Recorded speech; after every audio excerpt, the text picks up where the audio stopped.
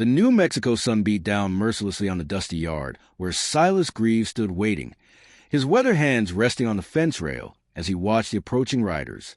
It was September 1874, and the drought had been particularly cruel to the high desert country, turning the landscape into a canvas of browns and grays that seemed to reflect the emptiness in Silas's own soul. At 41, Silas had the look of a man who had stopped expecting good things from life.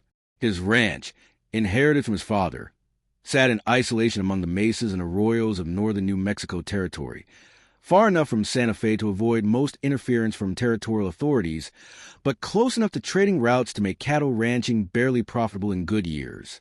These had not been good years. The riders approaching his gate were led by Tom Rodriguez, a Mexican trader who had borrowed 20 head of cattle from Silas the previous spring with promises of payment after the summer trading season. Silas had little hope of seeing either his cattle or equivalent payment. Men like Rodriguez made grand promises, but rarely kept them when times grew hard. "Senor Greaves," Rodriguez called out as he dismounted near the corral, "I have come to settle our business, as promised." Silas walked slowly toward the group, noting immediately that Rodriguez had brought no cattle with him. Behind the trader rode 2 other Mexican men and, somewhat surprisingly, a young Navajo woman who sat her horse with straight-back dignity despite the obvious fatigue of long travel. "I don't see my cattle, Tom," Silas said without preamble. "And I don't see 20 head worth of horses, or money either." Rodriguez's smile became apologetic but calculating. The cattle market, it was not good this season. Amigo, many traders lost much money. But I have not forgotten our agreement, and I bring you something of equal value. Silas followed Rodriguez's gesture toward the Navajo woman and felt something cold settle in his stomach as he understood what was being proposed. "I'm not in the market for people, Tom," Silas said firmly. "Find another way to pay your debt." "She is not a slave, Senor Greaves," Rodriguez said quickly. "She is, how do you say, collateral. Her brother owed money for supplies, guns, whiskey. When he could not pay, she offered herself as guarantee for his debts. Very honorable, very traditional." The young woman, who could not have been more than 22 or 23, looked directly at Silas for the first time. Her eyes were dark and steady, showing neither fear nor supplication, but something that might have been resigned determination. She wore traditional Navajo clothing, a dark blue velvet blouse with silver buttons, a full skirt, and jewelry that caught the harsh sunlight. But her face carried the exhaustion of someone who had traveled far from everything familiar. "What's her name?" Silas asked, though he wasn't sure why the question mattered. "Tahoma," Rodriguez replied. "It means between the waters in their language. She speaks some English, some Spanish. She knows horses, cattle, can work hard. Better than 20 head of cattle. She will not eat much, will not cost you anything." Silas looked again at the young woman, Tahoma, and saw something in her expression that made him deeply uncomfortable with the entire transaction. This was clearly not her choice, but rather the result of family obligation and circumstances beyond her control. Yet he also recognized that refusing Rodriguez's offer would likely mean never recovering any value from his loan, and his ranch was already operating too close to financial disaster to absorb such a loss. "This is temporary," Silas said finally, his voice harder than he intended. "I'll provide shelter and food until other arrangements can be made. This isn't a permanent situation." Rodriguez nodded enthusiastically, clearly relieved to have resolved his debt without further complications. See, temporary, of course. Very generous. Senor Greaves. Tahoma, she will be grateful for your kindness." Tahoma dismounted from her horse with fluid grace, gathering a small bundle of possessions that appeared to contain everything she owned in the world. She approached Silas with measured steps, her dark eyes meeting his directly. "I understand this is not what you wanted," she said in carefully pronounced English. "I will work hard. I will not be trouble for you." Her voice carried an accent that made her words sound like music, but also a dignity that made Silas feel ashamed of the transaction he had just completed. This was a person, not property, and the casual way her life had been traded to settle a debt violated something fundamental in his understanding of right and wrong. "We'll figure it out," he said awkwardly, then turned to Rodriguez. "Consider your debt settled. Don't come back here unless you have legitimate business." After Rodriguez and his men had ridden away, leaving dust cloud hanging in the still air, Silas and Tahoma stood facing each other in the yard of his ranch, two strangers bound together by circumstances neither had chosen. "There's a small room off the kitchen where you can stay," Silas said, gesturing toward the adobe house that looked humble but solid in a harsh landscape. "It's not much, but it's private." "Thank you," Tahoma replied simply. As they walked toward the house, Silas found himself stealing glances at his unexpected guest. Her presence changed something fundamental about his isolated ranch. For the first time in years, another person would share his daily routines, witness his solitary life, perhaps judge his choices and his character. The thought made him profoundly uncomfortable, but also stirred something that might have been curiosity about what this quiet, dignified young woman would make of his empty existence, and what her presence might reveal about the man he had become during his years of self-imposed isolation. That evening, as they shared a simple meal in awkward silence, neither Silas nor Tahoma understood that this uncomfortable transaction would become the beginning of a transformation that would challenge everything both of them believed about their own identities, their possibilities for connection across cultural boundaries, and their capacity for love in circumstances that seemed designed to prevent it. The first week of Tahoma's presence at the ranch passed in careful avoidance and awkward politeness. Silas threw himself into the routine tasks of maintaining his property, while Tahoma quietly established her own patterns of daily life that seemed to require nothing from him beyond basic shelter and simple food. But despite his attempt to treat her presence as temporary and inconsequential, Silas found himself acutely aware of the ways her presence changed the atmosphere of his isolated home. She moved through a space with quiet efficiency, but also with subtle alterations that spoke of different ways of understanding the relationship between people and the land they inhabited. "You have good water here," Tahoma observed on the third morning as she helped him check the well that supplied the house and barn. "But it could be better used." Silas looked up from the pump mechanism he was adjusting, surprised by her comment. "It's adequate for what we need." "For what you need now," Tahoma agreed. "But the land wants more. Plants that could grow here provide food, medicine, beauty. Water is gift, should be shared with everything that grows." The observation made Silas look around his property with different eyes. His father had established the ranch with a single-minded focus of raising cattle and horses for market, with little attention to anything that didn't directly serve that economic purpose.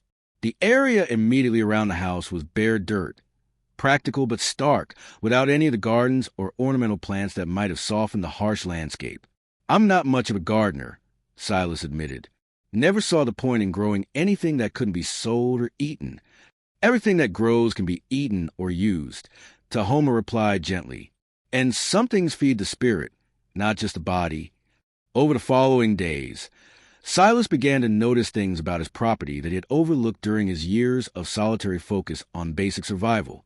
Tahoma would pause in her daily activities to examine plants growing wild around the ranch buildings, sometimes gathering leaves or roots with obvious familiarity. She observed the movements of wildlife with attention that suggested knowledge rather than mere curiosity. "What are you looking for?" he asked one morning as he found her crouched beside a small stream that ran through the lower pasture. "Signs," Tahoma replied, holding up a handful of plant material. "What grows naturally, what the water wants to support, what the earth is ready to give." She showed him the plants she had gathered, some that he recognized as weeds to be cleared away, others that were completely unfamiliar. "This is good for fever," she explained, indicating delicate leaf from a plant he had never paid attention to. "This helps wounds heal. This one, when prepared correctly, eases pain in joints and muscles." Silas found himself drawn into conversations about the practical uses of native plants, but also about something deeper, a way of understanding the land that saw it as a living system rather than simply a resource to be exploited. "My people believe that land takes care of those who take care of land," Tahoma explained as they walked together through the high pasture where his remaining cattle grazed. "Not just using, but listening, understanding what is needed." "And what does this land need?" Silas asked, surprised by his own genuine interest in her answer. Tahoma was quiet for several long moments, her dark eyes scanning the landscape that stretched to the distant mesas. "Healing," she said finally. "Too much taken, not enough given back. But good bones underneath. Strong water, good soil.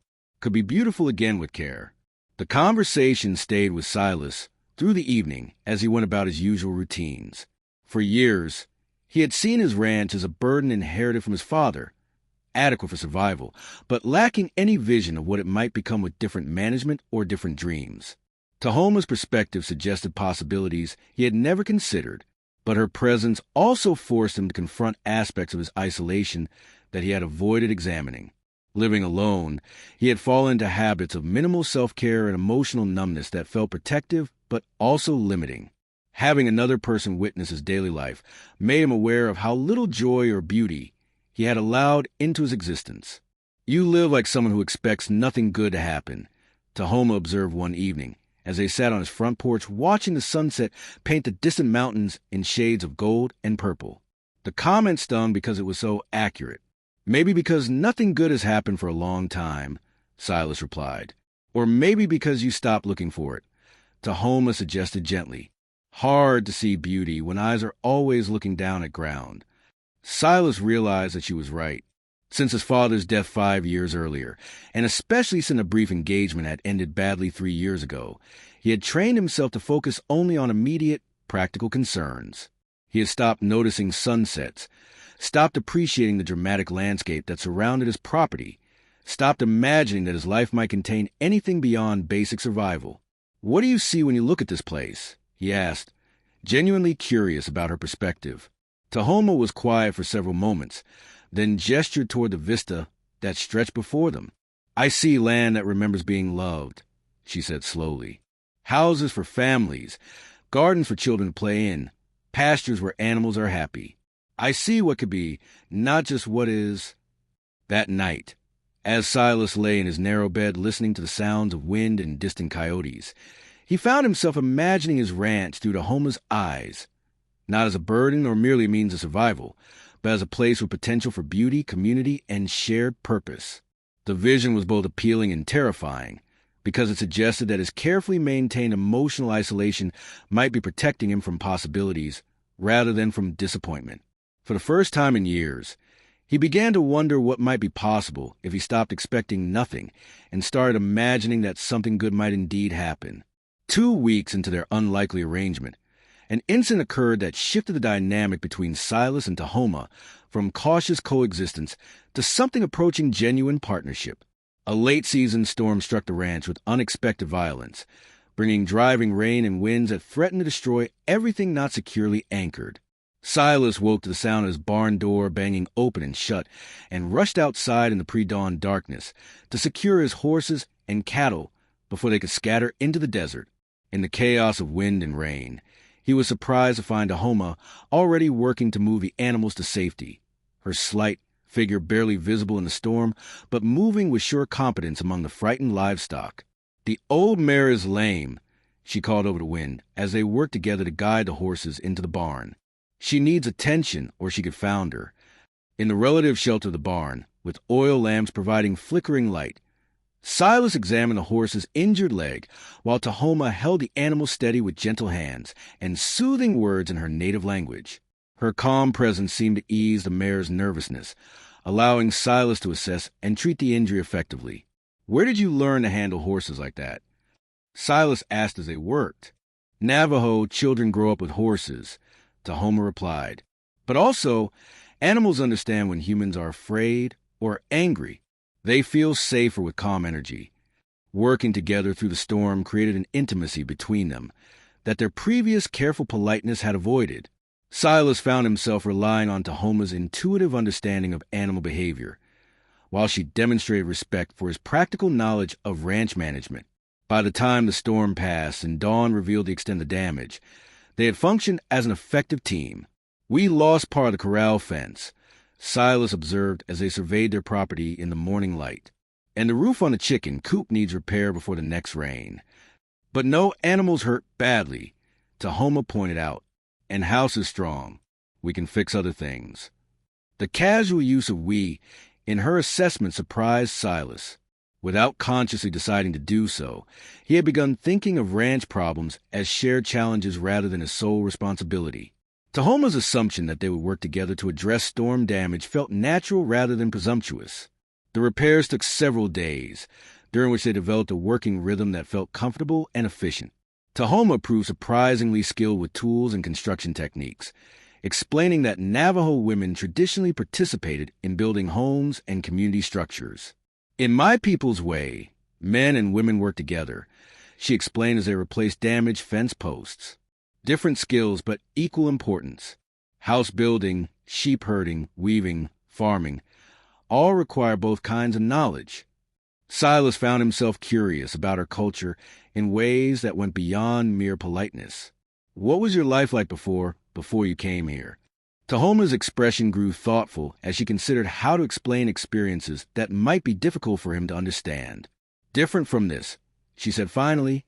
"More people, more family. Always work, but work shared among many hands. Always community, always connection to land and ancestors. Do you miss it?" "Every day," Tahoma admitted quietly. "But missing and regretting are different things. My brother needed help, and this was path available to provide it." Her acceptance of circumstances beyond her control impressed Silas, but also made him uncomfortable with his own role in her exile from everything familiar. "What happened to your brother? Why did he owe money to Rodriguez?" Tahoma was quiet for several long moments, and Silas thought she might not answer. When she finally spoke, her voice carried sadness but not shame. "My brother wanted to provide for his family in ways our traditional life could not support. He borrowed money to buy supplies, thinking he could trade for profit. But traders like Rodriguez, they make agreements that are hard to fulfill. When debt grew too large, I offered myself as guarantee so his children would not lose their father to prison or worse." The explanation revealed a level of family loyalty and self-sacrifice that made Silas ashamed of his own tendency towards self-pity and isolation.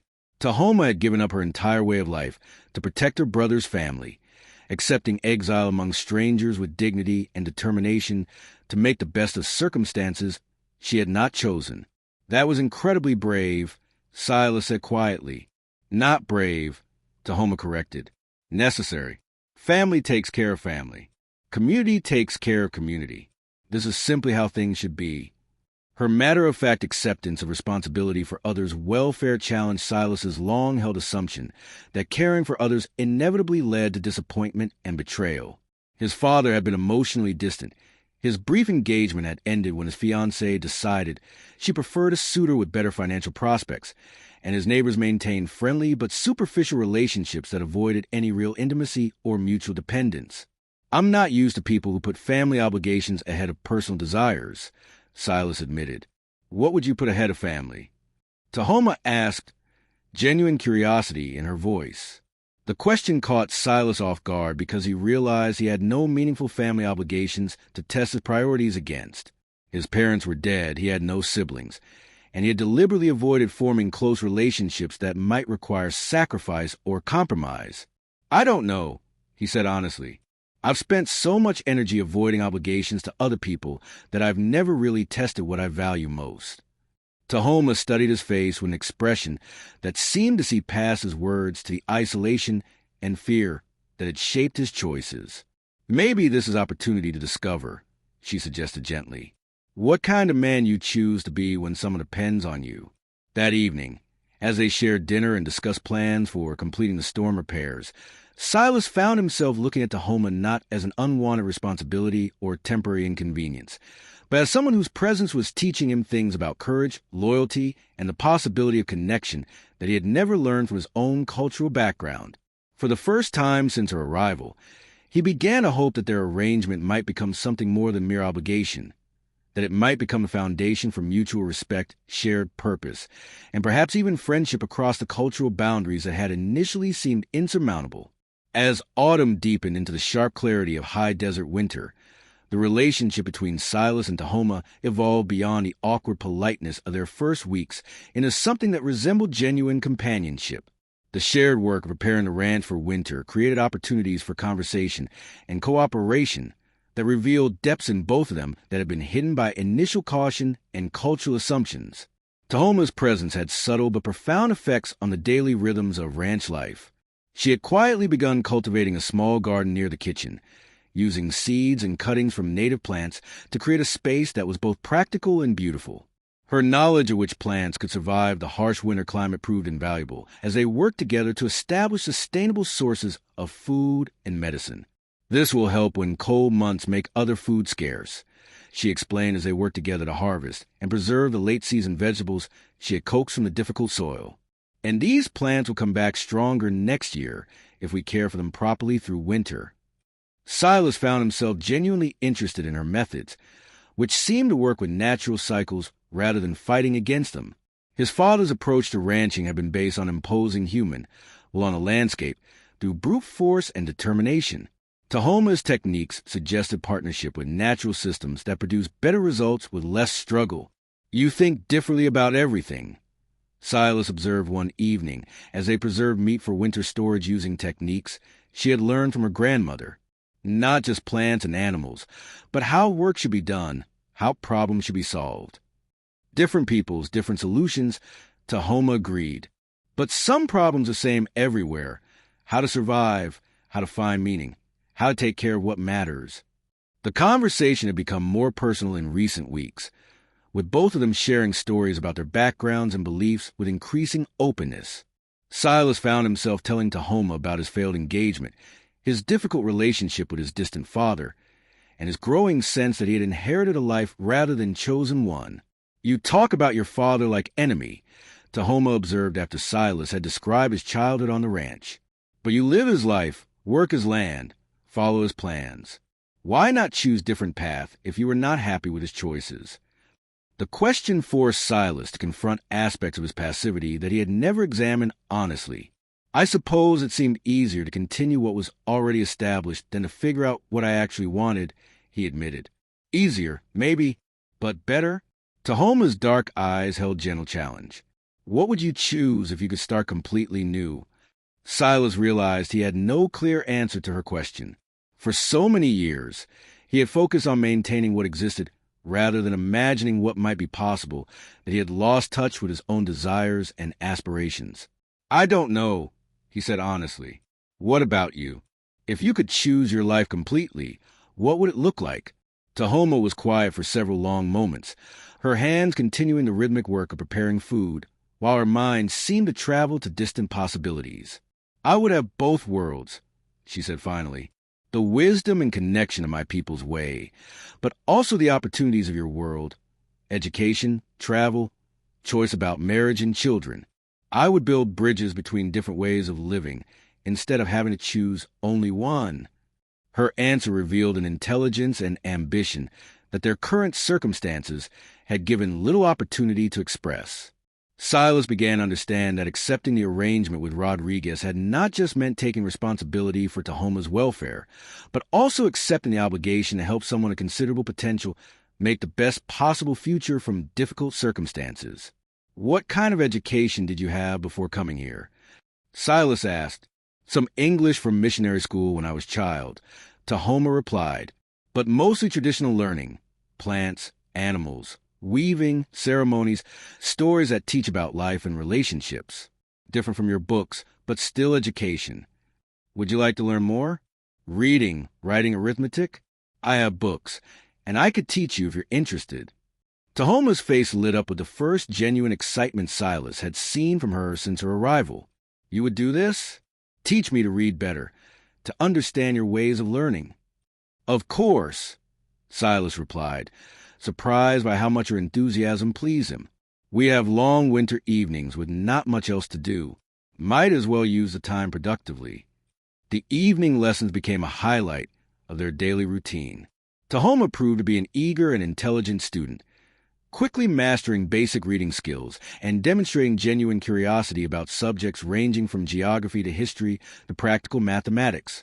In return, she began teaching Silas about her own cultural knowledge, medicinal uses of plants, traditional methods of weather prediction, and stories that conveyed moral lessons about human relationships and responsibility to the natural world. Your stories are different from ours, Silas observed after Tahoma had shared a traditional tale about cooperation between different animal species. They always seem to be about how individuals fit into larger communities, rather than about heroes who succeed through individual effort. Because survival depends on all working together, Tahoma explained. One person alone, no matter how strong or clever, cannot survive everything. But community that shares knowledge and resources can survive almost anything. The lesson seemed directly applicable to their own situation. Silas had spent years trying to manage his ranch through individual effort and determination, with limited success and considerable loneliness. Working with Tahoma had shown him that shared labor and different perspectives could accomplish more than solitary struggle. But their growing partnership was not without challenges. Neighbors had begun to notice Tahoma's presence, and their reactions ranged from curious to openly hostile.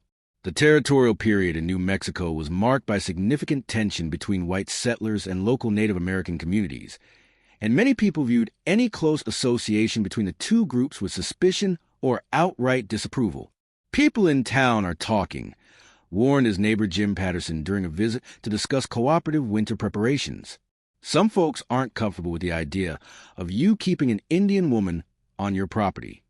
"Tahoma is here legally and by mutual agreement," Silas replied firmly. "What she is or where she comes from is nobody's business, but ours." But privately, he worried about the potential consequences of community disapproval. In a sparsely populated territory where neighbors depended on each other for survival and mutual support, social isolation could have serious practical consequences. "Are you concerned about what other people think?" Tahoma asked that evening, having obviously sensed his tension despite his attempts to hide it. "I'm concerned about your safety," Silas replied honestly. "Some people around here have strong prejudices about Indians, and they might cause trouble if they think our arrangement is inappropriate." "And what do you think?" Tahoma asked quietly. "Do you think it is inappropriate?" Silas looked at her, this intelligent, dignified woman who had brought knowledge, beauty, and companionship into his previously empty life, and felt something he was beginning to recognize as love, though he had not yet found the courage to name it. "I think it's the best thing that's happened to me in years," he said quietly. "And I think anyone who can't see your worth isn't someone whose opinion matters to me." The statement marked a turning point in their relationship and in Silas's understanding of his own values. He was beginning to choose Tahoma and their shared life over the approval of a community that had never offered him genuine friendship or support. For the first time in his adult life, he was putting personal connection ahead of social conformity. Winter settled over the New Mexico high country with particular severity in 1875, bringing snow that isolated the ranch for weeks at a time and temperatures that tested every aspect of their preparation and partnership.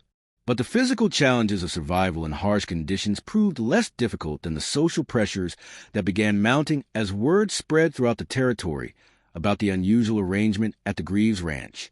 The first serious confrontation came in February when Silas rode into the nearest town for necessary supplies and found himself facing a group of men led by Marcus Webb, a local businessman with political ambitions and strong opinions about proper relationships between whites and Indians. "Silas," Webb called out as Silas loaded his purchases onto his wagon, "we need to have a conversation about the situation at your ranch."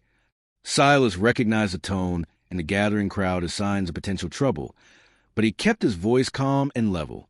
"I'm not aware of any situation that requires community discussion, Marcus."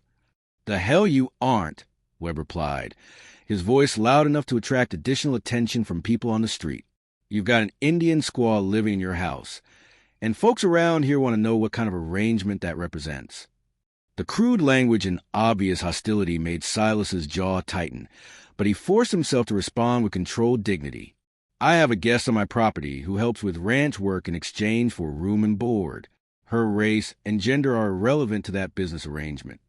"Business arrangement, my ass," sneered Jim Crawford, a ranch hand known for his drinking and crude behavior. "Every man in the territory knows what kind of business a white man conducts with an Indian woman." The implication hit Silas like a physical blow, both because it insulted Tahoma's honor and because it revealed the level of prejudice and assumption they would face from their community. But before he could respond, Webb stepped closer with an expression that mixed moral superiority with political calculation. The territorial government has been clear about the importance of maintaining proper boundaries between white settlers and Indian populations, Webb said formally. Arrangements like yours create problems for everyone when they blur those boundaries.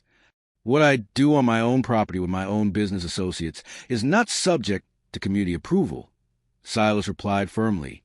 Tahoma is under my protection, and anyone who interferes with that protection will answer to me personally. The exchange might have escalated into violence if not for the intervention of Dr. Samuel Morrison, an elderly physician who commanded respect throughout the community. Gentlemen, Dr. Morrison said as he approached the group, I believe this conversation has moved beyond appropriate public discourse. Mr. Greaves, I wonder if you might allow me to ride out to your ranch soon for a professional visit? I'd like to assess the health and welfare of all residents in this area before spring. The doctor's intervention provided Silas with a graceful way to end the confrontation without backing down from his defense of Tahoma. You're welcome any time, Dr. Morrison. We'll be glad to see you. The ride back to the ranch gave Silas time to process the anger and concern that the confrontation had generated. He had known that community disapproval was likely, but the crude assumptions and open hostility had been worse than he expected. More troubling was the realization that political pressures beyond local prejudice might threaten their arrangement. You are troubled, Tahoma observed when Silas returned to the ranch with obvious tension in his bearing. Silas decided to tell her honestly about the confrontation, both because she deserved to know what they were facing, and because he had learned to value her insights about complex situations. I see, Tahoma said quietly after he had described the encounter with Webb and his supporters. And what did you tell them about why I am here? I told them it was a business arrangement and none of their concern, Silas replied. But it is not really business arrangement anymore, is it? Tahoma asked gently. At least not only business. The question forced Silas to confront feelings he had been acknowledging privately, but had not yet voiced directly. Somewhere during their months together, his protective responsibility for Tahoma had evolved into genuine affection and respect. Their partnership in managing the ranch had become personal as well as practical. His concern for her welfare had become love, though he had not yet found the courage to speak that truth. No, he said quietly. It's not just business anymore. At least not for me. Nor for me, Tahoma replied simply, which means we must decide what we want our life together to be, and how much we are willing to face opposition to protect it. The conversation was interrupted by the arrival of Dr. Morrison, who had ridden out to the ranch sooner than expected. His visit proved to be both professional assessment and personal curiosity about the situation he had helped defuse in town. I wanted to see for myself what kind of arrangement you've established here, Dr. Morrison explained as he accepted their invitation to share dinner and stay overnight rather than ride back in the dark. During the evening, the doctor observed the obvious respect and affection between Silas and Tahoma, their effective partnership in managing household and ranch responsibilities, and Tahoma's intelligence and dignity in conversation. His assessment was clearly positive, but he also shared concerns about the practical challenges they would face. You should know that territorial officials have been discussing policies that would restrict relationships between white settlers and Indians, Dr. Morrison warned. There's political pressure to maintain clear separation between communities, especially in areas where there have been conflicts. Are you saying our arrangement is illegal? Silas asked. Not currently, the doctor replied.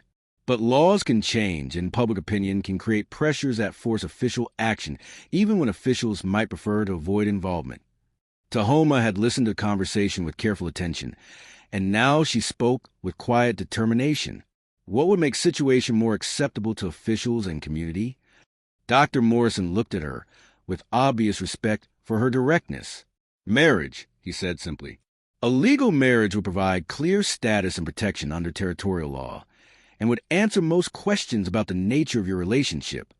The suggestion hung in the air between them, carrying implications that neither Silas nor Tahoma had fully considered despite their growing recognition that their feelings had evolved beyond the original circumstances that brought them together. Would such a marriage be recognized legally? Silas asked, given the racial differences? New Mexico territorial law does not currently prohibit marriages between whites and Indians, Dr. Morrison replied, though that could change if political pressures increase. That night, As they lay in their separate beds listening to winter wind howl around the house, both Silas and Tahoma contemplated the possibility of transforming their partnership into legal marriage, not as a response to external pressure, but as a recognition of feelings that had grown organically from mutual respect, shared work, and genuine affection. Neither was ready to speak about marriage directly, but both understood that their relationship had reached a point where they must either commit more deeply to each other or accept that external pressures might force them apart. The choice will require courage from both of them, the courage to build something unprecedented in their experience, and the strength to defend it against a community that might never fully accept their union.